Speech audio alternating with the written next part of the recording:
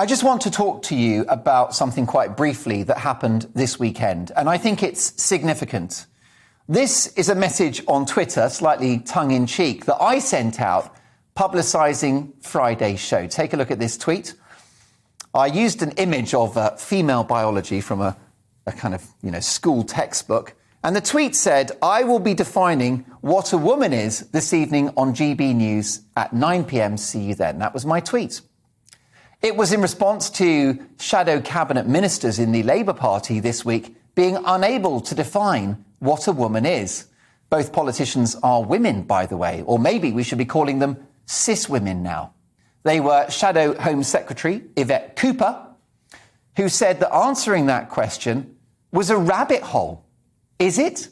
Is defining a biological woman a rabbit hole? OK. And Annalise Dodds, the Shadow Equalities Minister, also gave a strange answer. She said, well, really, there needs to be a context if you're going to define what a woman is. Take a listen. Well, I have to say that there are different definitions legally around what a woman actually is. I mean, you look at the definition within the Equality Act, and I think it just says someone who is adult and female, I think, but then doesn't say how you define either of those things. I think it does depend what the context is, surely. I mean, surely that is important. Context?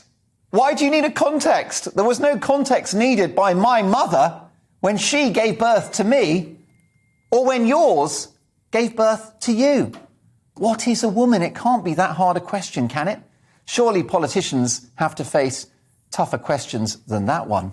We're actually taught it at school what a woman is, for now anyway. My tweet achieved plenty of engagement. This one was typical from Lola, who said, "Thank you, Mark," with a round of applause. And this one from Greg, who said the following: "The fact that you need to define what a woman is on TV in 2022 speaks volumes about the society we live in." Couldn't agree more. Well, I guess I'm in pretty good company, given that the world's greatest living author, J.K. Rowling, has used her platform not to attack trans people, whose journey to be who they are is an important and joyous one that must be celebrated and protected, but simply to uphold the basic facts of biology and to enforce the integrity and competitiveness of female sport and practical but important considerations like female-only spaces. Nothing too controversial, you would think. However, there has been pushback to my slightly tongue-in-cheek tweet from the talented comedian Rosie Jones, with whom I've worked. I'm a huge fan. She tweeted the following: "If anybody wants to see what a C word looks like, tune in to GB News at 9 p.m. Very strong language, that, isn't it? Would that count as abuse? I think it's heading in that direction. Is the C word violent language, do you think? Is it trolling? You tell me. Surprising that it came from Miss Jones, who tweeted just this recently: "Happy Sunday, stop online abuse." Except that she used the C word with me. I'm so confused. I agree with that tweet about stopping online abuse. There should be no abuse online. What a shame that Rosie doesn't agree with herself. What she chose to call me tops the list of the most serious swear words.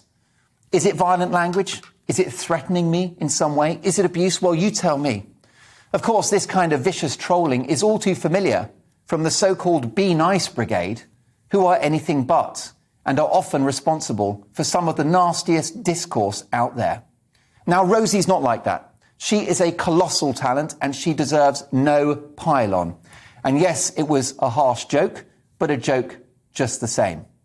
But I'm both a current affairs broadcaster and a comedian, and a heckle deserves a put down. I'll just say it like it is, folks, if you'll forgive me. Unlike so many politicians, for me, this isn't difficult. Trans rights are of massive importance, and I'm the biggest trans supporter out there, with close friends who have taken that wonderful journey. I interviewed Dennis Avner, a remarkable chap, the so-called Cat Man. He was part of a documentary series I made for Channel 4. He identified as a feline. It's not a joke. He really, really felt that in his soul that he was a cat. And do you know something? He had my love and support and respect too. Because for him, it was real and it was his journey. But I push back on the need for biological women to now call themselves a cis woman. And I push back on somebody born male beating fellow female athletes in a sporting environment.